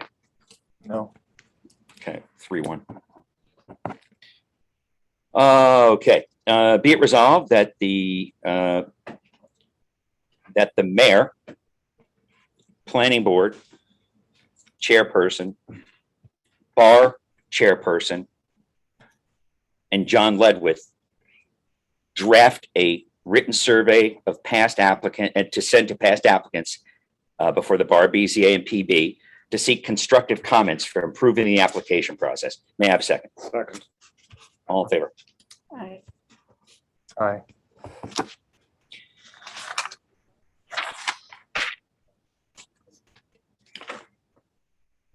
And the other one we're going to executive session over. Right? Yep. Okay. It's tabled for now, right? Is the best way to say it? You would table it. Yeah. All right. So now we're on the regular agenda, the pool management. So I've heard everybody's comments. I'm taking them seriously. We're only dealing tonight with hiring the firm, awarding the contract. We're not talking about rates, guest fees, complete personnel, hours, cost of guest fees, all those kinds of things. In the letter that I sent to Weewa Beach Club, we asked for a transition. We assume that you're going to help us make that transition. You brought up a bunch of very good points tonight that have opened my eyes in terms of what we would want to go back to the company for. Several contradictions that you brought up, I think, are valid, that we should definitely speak with New York City Pools about. And there's plenty of openings in the future to set rates. You know, I mean, one comment, though, that I do want to address directly is that, you know, the cost of membership is increased. Bonnie actually mentioned that the cost of minimum wage has gone up. And we also know that eggs and milk and gas and everything else has gone up. There hasn't been an increase in your membership fees for years. So it does make sense to ask for an inflation increase. Well, I'd like the opportunity to respond in real time since you are talking about voting on this tonight. And from my perspective, I can tell you that we have had an increase. It's been, for us, a substantial increase. because of COVID, we had to hire a COVID monitor, right? Went from 2 people full-time to 3 people full-time. So Jim, we're actually not going to vote on any of this tonight. We're only voting on the award of the contract. So, you know, you're talking about awarding a contract, with all Yeah. due respect, it seems like you didn't have it to give us. So I'm asking, did all of the trustees even read that contract? yeah, of course, but Then why was it not given to us until 5:45 yesterday? You have to go back to Denise Bonnie. Didn't have the contract to give us prior. The- I'm asking the questions. Everybody read that contract. the contract, one of the reasons that the committee recommended this vendor is because of their willingness to be flexible, their responsiveness. They are located in Suffern or Mawa, I'm not sure. Excellent references. I don't think this is the time to micromanage their agreement. I think it's a great time to work with the Weewa Beach Club and say, what have you learned that you can share with us that we can help improve this agreement? But the time to do that, look, we would have welcomed that opportunity. And that opportunity exists. We went 2 people on that committee, neither of which are beach club members. Those people never reached out to us despite Mark standing up at prior meetings asking for that. And the time for us to say, hey, it's not one lifeguard during the week, it's really got to be a lifeguard and somebody else. We hope and expect to have those conversations with you and the company. But you're awarding a contract to somebody. Yes, who's told us they're very flexible. There's, they'll talk about other personnel. Yeah, yes. I don't think you should be awarding a contract right now. Well, I appreciate your concern. I appreciate your concern. I feel strongly that it's a very good company and they'll work with us and all these items will be straightened out. One thing that you'd seem to be doing is talking down the membership. It's like you're almost saying, don't join this club. It's going to be expensive and it's going to have less services. I'm not saying that at all. Well, let's all work together to get it to a point where everyone's happy with the service. Hey, look, who can argue with hiring a third-party company to take all the hassle and burden and renegotiating stuff, and so we can all just go and enjoy it? It's going to be a real success, and there's going to be a lot of new members joining, and we will work it out with your help. If you'd like to give it to us, we'd appreciate it. And we'll take all of your critique and comments and suggestions, the problems you have with the agreement. We'll rework the agreement. This individual is 31,000 compared to 35, lowest and also the most reliable. I'm confident after talking to this and to listening to the comments that the committee made, and what's wrong with a 2-person committee? All of our committees are 2-person. I mean, there's 2 workers. There's a lot of other members. I don't see have that. anybody who had experience at the Weewa Beach Club on the committee. It's ridiculous. And you Okay. had volunteers that wanted to help and you didn't bring any of them on. That's only part of the story because the committee is not done. As I said in the letter, they completed the first phase, which is recommending. The next phase is working together for a transition. That's the next phase. That's when I would bring on other people. Look back, I wouldn't, to me. Look, you don't have you don't have a term sheet. You don't have. We will get whatever we need. And you want to. Listen, you're micromanaging the committee's process. Or taxpayer money at the end of the day. No, it's not, because this is going to all be raised How are you going to raise it? by membership. How do you raise it? You don't provide services until after we get the money. Yeah, well, we're going to start selling tickets immediately. Did you read my letter? I did, but you didn't want to talk about rates tonight.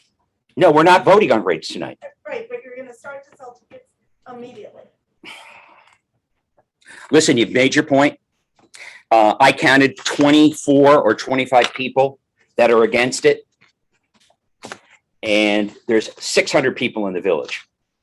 You got 1 trustee who's against it, 1 trustee who's against it, and 20 people that are against it. I have to take that into consideration. There's a lot of people that are really looking forward to it. Where were they tonight? Well, they're not going to come and complain. Where were they? There were articles in TPFYI telling people to come. Everybody that wanted to come and complain did.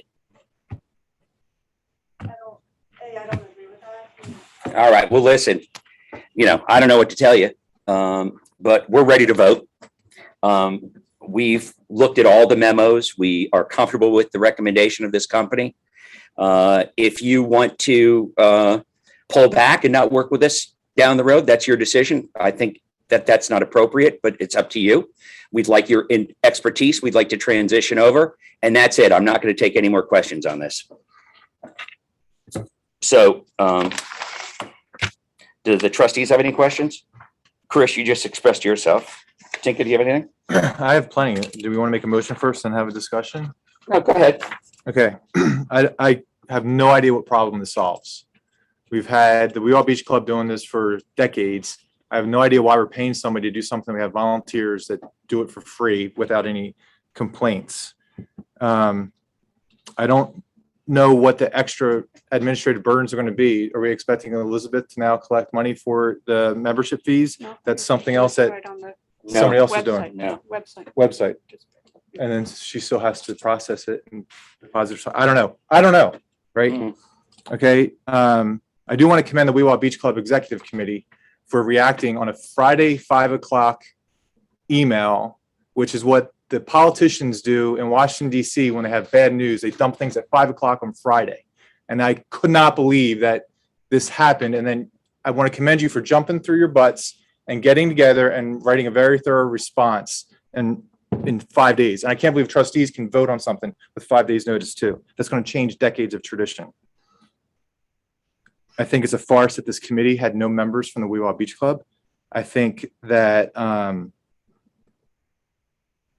the board has not decided on a full comprehensive plan of what the Weewha Park is going to look like, and it shouldn't vote on a contract with an outside entity until the board agrees or votes to have a way forward.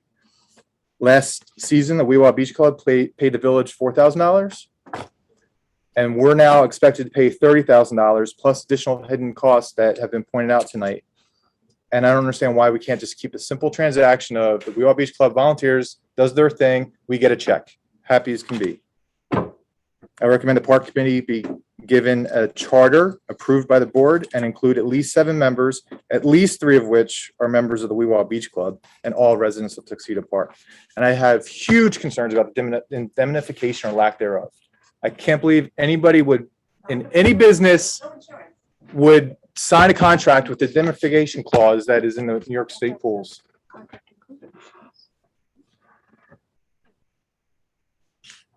And I want to thank Ava Bertazzi for speaking up tonight as well. That's all.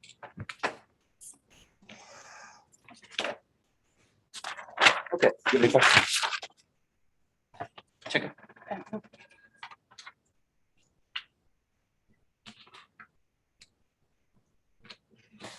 Okay. Resolution. Be it resolved that the Board of Trustees accept the recommendations of the Weewha Park Committee to hire New York State Pool Management to manage the 2022 summer swimming season for the village and hamlet members to be funded by membership fees. May I have a second? Any additional discussion? I would just make that subject to, reviewing the insurance that we have. That's all, that we're covered, which I'm sure we will be because we. Well, Yeah. look, there's 15 or other things I want to check. Right. Before I move forward. Right. So I'm not going to start pulling out individual things Okay. like okay. insurance, because if there's not going to be the appropriate insurance, Then it's not. and if we approach them and they're not interested, then that presents a problem. Okay, yeah, fair enough. Any discussion? All in favor? Aye. Aye. Ayes have it. Thank you. Okay, so Unbelievable. One against. Yeah, the one, and Paul isn't here. he supports it. He does Yeah. support it? Yeah. Okay, so now let's move on to the gate system.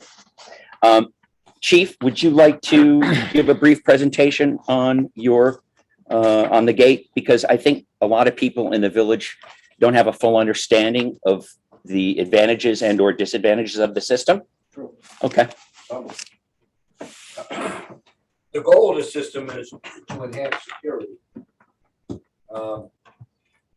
Despite some of the rumors that have been going around, there's no passes given out. It's not an easy pass system. It is a camera that reads a license plate. License plates are submitted into a database instead of a sticker that people drive with the sticker on the car. This is going to replace that. So we will put a license plate into the database that's only strictly within Tuxedo Park Police Department. That database is not out there for anybody else to see. And when the car pulls up to the gate, if the camera reads the plate, and if there's a match, the gate opens. We can set parameters as to dates, times, which gate, the main gate, the south gate. So for example, if you have a Tuxedo Park school parent, we would submit them, we'd put their license plate into the system that they can enter the park Monday and Friday, from 7 a.m. to 4 p.m.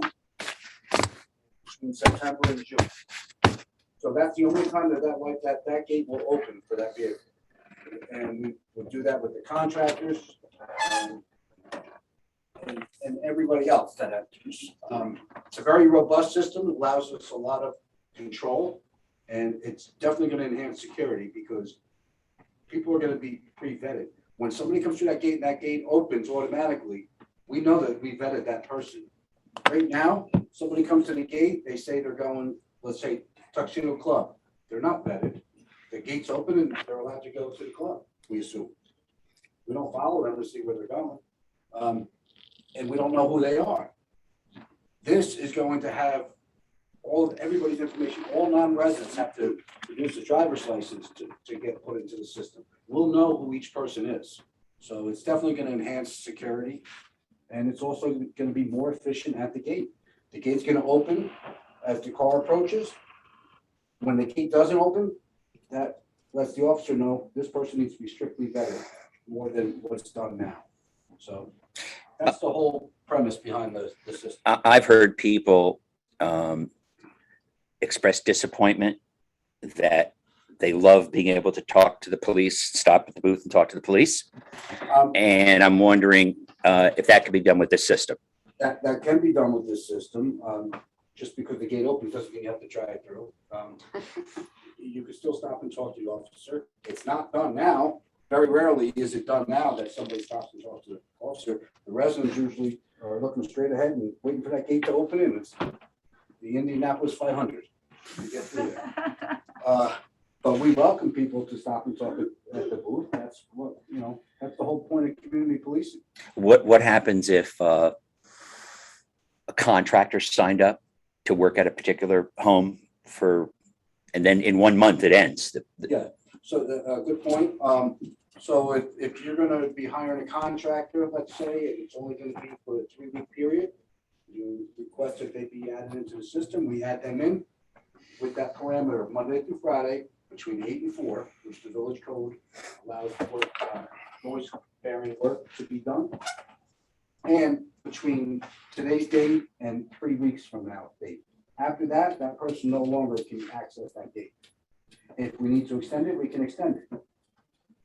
Employees of the club, employees of the school, members of both, if they're no longer a member or no longer an employee, we deactivate them. Right now with the sticker system, we don't collect those stickers back. A lot of people refuse to give them back. They feel that they purchased them so that they're theirs. That's a legal battle that I guess would have to be pursued if we wanted to. But now we don't have to do that. It's just click of a button and we deactivate that person's privileges. Hold on. What if you don't have a front Right, license? it does the rear. It takes care of Florida and New Jersey cars, Stuart. Did you hear me? Yeah, it's a rear license plate reader. So it works for motorcycles too. So let's say the school is in session and I'm a parent at the school and my car is registered. But that day I get caught at work and I'd like my nanny or a neighbor to pick the kid up, obviously I have to call the school and let them know that. But what about, could they get through the gate and can they only be limited to a one-time pickup? Yes. So when they would come to the gate, they would be vetted. We would verify that with the school, or the parent, and we would allow that person into the gate for that one time pickup. Mark has a question, Chief. I'm sorry. Chief. Yeah. In terms of people who are not in the system, that take place, you have an officer to leave the booth and interview the driver, ask the driver to pull over to the side, and then what happens? How is that gonna work? Are you talking now or with the? No, new I'm system? talking with the new system. I mean, how is It's the up to you. vetting going to take place? The same way it's done now. The Yes. officer is going to ask the person what their business is. Being that the gate's not opening automatically, we know that they're not vetted already. So now, where are you headed? You know, what is your, like, now we don't ask for names and stuff like that. We just ask where you're headed. Now we will do a little bit more strict vetting. Will that create traffic behind the No. vetted vehicle? If it's something that is going to create traffic, like if we see cars coming and it's gonna be, we're gonna ask them to pull over to the side. And then the officer's gonna leave the booth and walk over to the parked Well, vehicle? to we have see the vetting? we have two officers on duty at all times. So the officer that's on patrol can come in and assist and speak to that driver as well. So between the two officers, it will be vetted. I have a question. Sure. Right now, if I have somebody coming to the house, I call the gate and I tell them who I am, and the name of the person coming through. Usually just the first name works, because that's all I really need, used to be, and hopefully I still will need. What will happen now? Will it still be the same, that I can just call? It'll still be the same. Okay. Or if you wanted to, you could put in their license plate, could drive right through. I will know that, but at the same time, if somebody's coming to fix our furnace, or Mhm, something, I mhm. can just call and say sometime within the hour Mhm. or whatever. Okay, I Mhm. still keep doing that. Mm-hmm. Any other questions? Pretty much what we have now. Yeah. Except just more enhancement for security purposes. I just have one more question. I worry about this issue. Is the system now, or will the system, once it's in operation, be connected to these law enforcement databases that would flag vehicles for suspended registration, for stolen, reported as stolen, et cetera, and for criminal activity, so to speak? Sure. So right now, currently, since 2016, both gates have a license plate reader that is connected to the law enforcement database. On a daily basis, we get alerts of somebody's car registration being suspended, and we take enforcement action. This new system is just a camera and a database. It has nothing to do with any of the DMV or any of the other criminal justice services. All right? And say we're gonna post, the chief put together a information list for how it's gonna work, so we're gonna post that on the website, so you guys can get a better understanding. And isn't also one of the other issue, that if we have contractors like Joe Solis or whatever, who come Good point. on a regular basis, So- who back up in the mornings, Yes. and if they, whatever, pay this annual fee, they'll just go. So we right have a through. list of about 30 contractors that are here every single day. Some of the businesses have multiple vehicles. So maybe 40 vehicles of contractors. Those people would be put into the system because Bill Fairclough comes in and out of that gate 30 times a day and stops every single time. There's no reason for it. We know who he is. We know his vehicle. That gate should open automatically for Bill Fairclough. I've spoken to a lot of And others. contractors that are very happy they can go through the south gate now. Right. Yeah. And yeah, it's a win-win. So can you also, let's say, you have a domestic that comes in Thursdays each week. Can you register that person with a Thursday only Yes. and a certain time? And that will open the gate for them automatically. But if they Yes. come another time, they'd have to go through regular security. Correct. And then if that domestic is fired, or moves on, Well, I would be able to contact you. Right, we would expect the resident to let us know that so that we can deactivate them. Right now, a lot of people keep tags. Correct. And tags are switched from vehicle to vehicle, which has been a big problem. You know, if you try to switch a license plate from vehicle to vehicle, you're facing some pretty serious consequences. So Sticker, there are no consequences. a lot of people have come up to me, and it's a nostalgia kind of thing. They don't want to give up their tag. No, but it's cool. Like when you're wherever you are, you know, you're driving, you see another tuxedo car. I mean, I agree with it, but not everyone does. But so what I was thinking is, you know, there's like one of the original tags that says TP on it. I don't know if you've seen one, or some other design, some other commemorative tag. I think we should seriously consider providing that for everybody that wants one, whether we sell it or give it to them. So you can always have your tag, but it wouldn't be what gets you in the gate. Your license plate is what would get you in the gate. Correct. And when I've discussed that with people, their eyes lit up. Thank you. We really love our tags. Yeah. Okay. All right. And I just want to say, you know, after the mayor posts this on the website, if anybody has any questions regarding this, please shoot me an email or call me. I'll be happy to answer any questions. But you're fully supportive 100%. It's going to enhance security. and convenience. It would be even more convenient if we had a separate line, but we don't. All right. So is everyone ready to start talking about the fees that have been proposed? Trustees? Sure. Okay, so we're faced with a unique first year situation.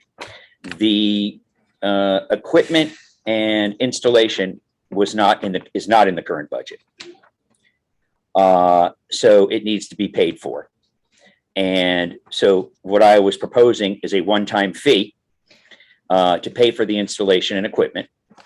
And that would come to about $30 per person. And that would allow you to register an unlimited number of cars, domestics, and so forth for that same $30. And then the following years, there would be no additional charge because it would be put into the next budget. And then for the school, church, and club, they currently pay $90 per car, 90 per car. 75, isn't it? No, the plate's 15. I So, already have a plate. so there's a low turnout for club members because they feel it's onerous.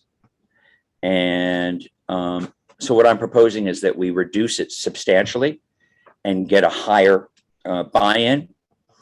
So $29.95 for unlimited vehicles. So the prior system is $90 per vehicle in the same family. This is $29.95 for multiple vehicles in the same family.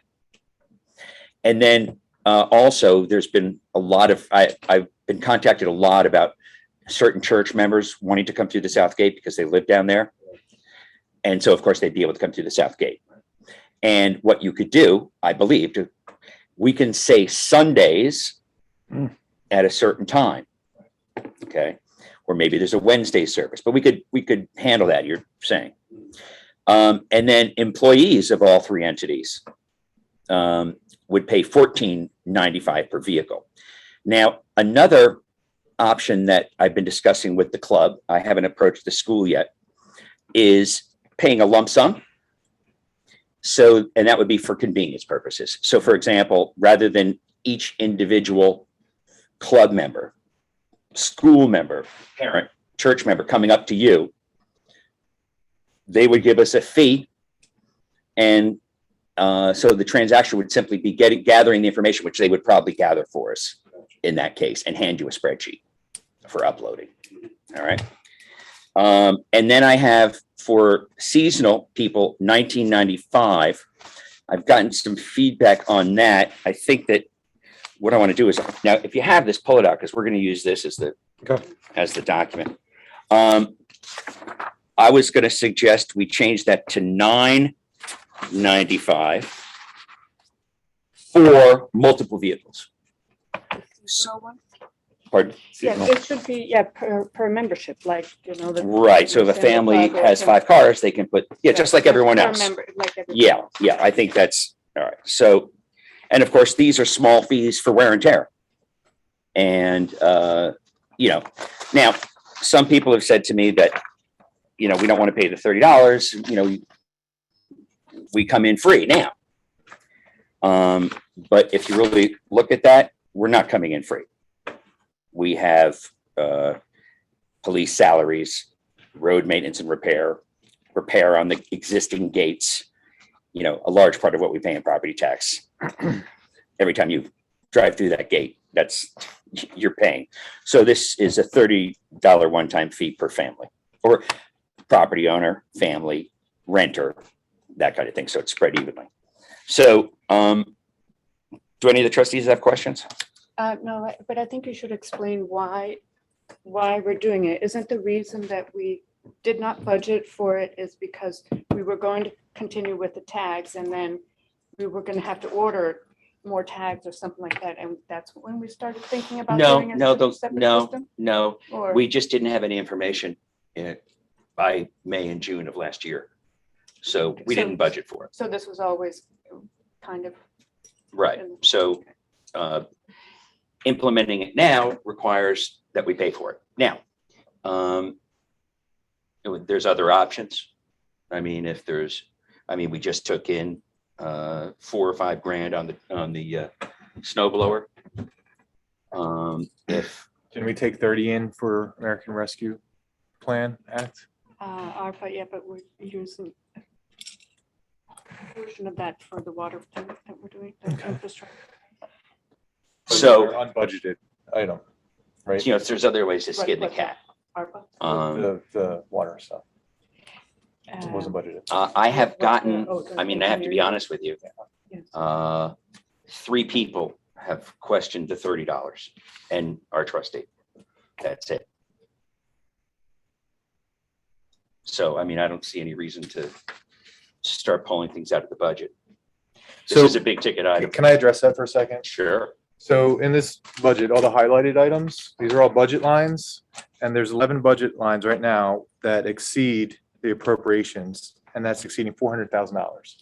So there's $400,000 that wasn't budgeted for that was spent. And we're only 6 months into the fiscal year. So my question is, what makes this $20,000 for the license plate reader so freaking special that we have to charge residents a fee, when what's more important, getting people registered or getting a fee from them? Because I think the chief would agree, the more people registered, the more safe we are, the more effective this system is. And then right now, there's a $30 obstacle that just is going to piss people off, because I've talked to more than 3. If I'm one, I've talked to more than 2. And people have commented tonight as well. That's my thoughts on that. Oh, let me just go on since I'm talking. In the end, this is a benefit to the police officers more than it is to the residents. It clears up their in-booth requirements. I've been in there with them. They're answering the phones. They're looking at cars coming in. They're answering radio calls. They're answering phone calls. They're journaling things. And now there's one less thing for them to do because of the system. I don't think we should have to pay for that. Additionally, we don't need to fund it now to get it going. We can get it going without actually charging anybody anything, and we'd be more safer for it. But we have to pay for it. Well, let's look at the budget and see if there's money in there. So the way my experience in the government has been is you budget for something, and after you have a policy, you budget for it and then you execute. And at the end of the year, you look at like, hey, look at all this extra money. What else do we have ready to go, shovel ready that we can spend money on? Let's do it. This would be a perfect candidate for that. But in the middle of the year, we haven't even looked at the budget to see if there's some money that we haven't spent or don't plan on spending to see if we can do it. Of course we Maybe we don't do fire hydrants. Maybe we only do half the fire hydrants. 30,000 in the fire hydrants. Maybe we do half the fire hydrants right Why now don't we do that? and save 15 grand and not charge the residents and automatically enroll them. Like I just said, very calmly, was that if we want to pull it out of the budget somewhere, we can do that as an option. Oh, you just said only 3 people and 1 trustee. That's right. Said no. That's true. So now it's at 10 kind of people. like, 10. let's not address it. So let's just take care of that. I mean, but as far as, so that's the resident portion that you object to, but you don't object to the club, the other people. I'm okay with paying a it. fee. I wish we would have talked to the club and the school ahead of time to get their ideas and proposals. I have talked to them. And Except see the if school, I they- haven't If they wanted to, they had something that we hadn't thought of. And said, hey, we're willing to do this if you do this for us, or we think this is a great idea, but we haven't even talked to them. We can always Figure that come out. back and do that, Chris. Well, I say let's take it out of the fire hydrants. We budgeted 30,000. We haven't done anything Mhm. about the fire hydrants. Mhm. Let's just take it out of there. Chris, you're in charge of the fire hydrants. Do you not plan to do anything this year with them? I actually had a conversation with the chief earlier this week. We're still looking at the maps where we have 8-inch mains, because we know that we want the best water pressure for where we put the new hydrants, and that's only going to be on the 8-inch mains. And so it's still going, but I would say we budgeted for 5 fire hydrants to be replaced. $30,000. Yeah, $30,000. Yeah. Cut We it in need, half, we need 20 grand. spend 15. We need 20 grand. Okay, well, So let's find the 20 Okay. grand in the budget. I'm all for that exercise, but when I just brought up budget items and line items during the consent agenda, that was too much of a hassle to talk about then. So, I'm okay with saying cut 15 grand out of the fire hydrants. But again, we still have 400 grand that we have already spent that we haven't addressed. And if we're gonna argue over $5,000 right this second, then feel free. I think I can find it, I'll support it. I think it doesn't look like we're doing the DPW building repair this year. Are we doing that? Well, you know what? Why don't we, rather than So- deciding tonight, why don't we agree that we're going to pull it out of certain line item budgets to be determined? And that's what we'll do. So that we're not going to, we don't need to sit here now and pick, maybe someone will change their mind over what they want to give. We have other monies to do it. Let's just find 20 grand out of the existing budget, and we'll suggest different line items. So you give me the approval to approve the line items to raise 20 grand. That's the issue.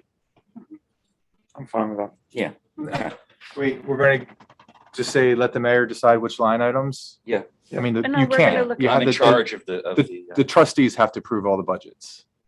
You can't do that. Well, why can't we just do it now? We already agreed. What we can do right now 15,000 is on just the agree on the fire charges and not charge residents. You know how this would work? I would come up with 2 or 3 line items based on the trustees' suggestions, including yours. And then we would discuss them. Okay, So that's fine. you would give me that authority to do that. Yes. So let's do that. I'm So we good don't with have to that. decide tonight. I just thought I heard you decide what budget it would be, and that would be an illegal budget. You can't, anyway, it's fine. Let's just cancel the $30 charge for the residents. And when we get the accountants in, we can fix everything. Yep. And then otherwise, we are all agreed on the non-residence fees. I have no objections to them. My understanding is at least 3 of you had input, and I'm okay with that.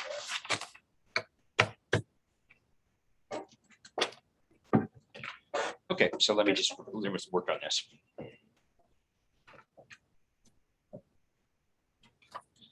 Okay, so we're gonna tie it right to this document. Great. Okay. Yep.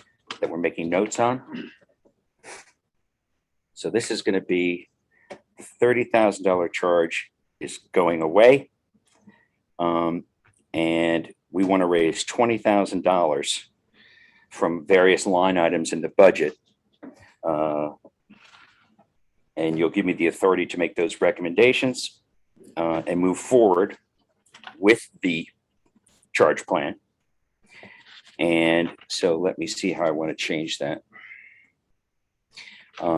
This is a practice. Be it resolved that the Board of Trustees accept the vehicle charge plan dated November 12th, 2021, including all the hand noted changes made to the document during the discussions that took place prior to this vote. And That would include, and I'll write a note on here, the mayor may suggest a line item or line items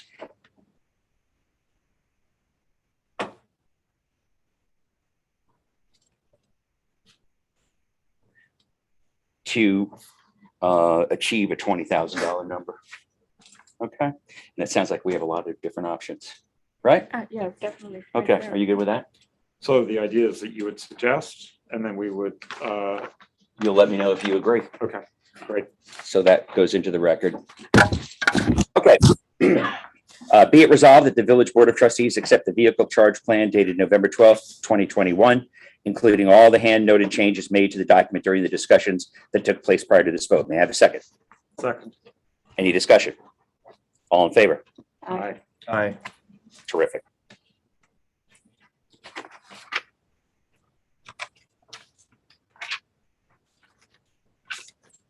Elizabeth, do we have any budget transfers? All right. Do you want to read? I'll start the resolution and you can fill it in. Be it resolved that the Board of Trustees make the following budget transfers.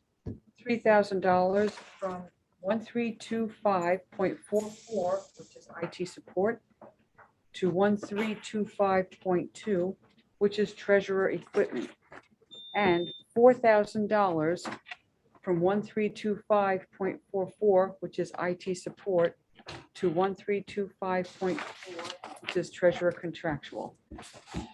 Accepted. May I have a second? Any discussion? And who said that? Sorry? Josh. Sure. Yeah. So hold on one second. So you're taking from 132544 to 13522. 1325. What's that going to take the total to? Okay, just a second. Because we're already 1,500 overspent. and- Wait a minute. 132544, it has $9,000 budgeted Okay, 44, yep. and $989 Yep. spent. So So you're the feeling taking, is that we're halfway through the year. So if we, like, I can count on it going up to 2,000. That's my thought. okay, So we have $7,000 there. okay. So I'm moving 3,000 to 1325.4, 0.2. Treasurer equipment. Because. I got treasurer you. equipment- Okay, I got you. Yep. Well, now we're less than $400,000 overspent. Because we fixed that budget item. And All in next favor? month I'll fix the rest. Okay. All in favor? Aye. Aye. Okay, all right. Thank you for your participation. I want to wish everybody a happy Thanksgiving and those who celebrate Hanukkah. We appreciate your input this evening. We're going to enter executive session. May I just read the auditor claims for the record, if that's okay? Oh, I'm so sorry. I don't have it. Be it resolved. Shall I just read it for you? Please, thank you. That the Board of Trustees authorize the mayor to sign the audit of claims comprised of the general fund, $415,416.21, water fund, $59,777.43, and professional fees, $1,527. Adopted. May I have a second? Second. Any discussion? All in favor? Aye. Aye. Okay, so be it resolved that the Board of Trustees exit the public meeting to enter executive session for the purpose of discussing employment of specific persons, the PBA collective bargaining agreement, collection of water bills, and a legal matter. May I have a second? Second. Any discussion? All in favor? Aye. Aye. All right. Thank you so much, everyone. Can I ask you one question, Charlie? Sure. Are we ever gonna be able to pay the water bill online? Oh, you can. You can right now. Yeah, now. we just put it up.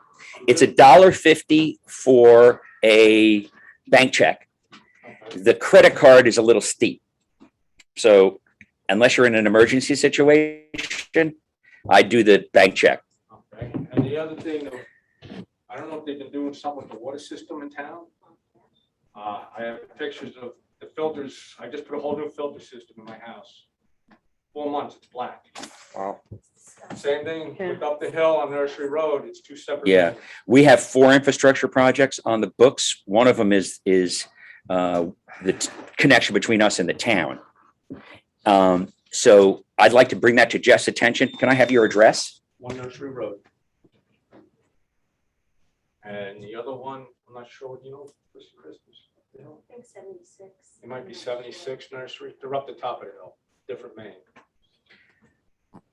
You know, it's one of our, But I know they were turning pumps on and off, and they were increasing the pressures because they blew one of the lines out in the house. And there's a do you know anything about this? It's 140 PSI on a hot water line. Which is way too high. Yeah, Should be 81 or something. should be lower than that. Yeah. 60. Yeah. All right, we will definitely look into it immediately. Thank you very much for bringing it to our attention. Thanks, Rick. All right, you too.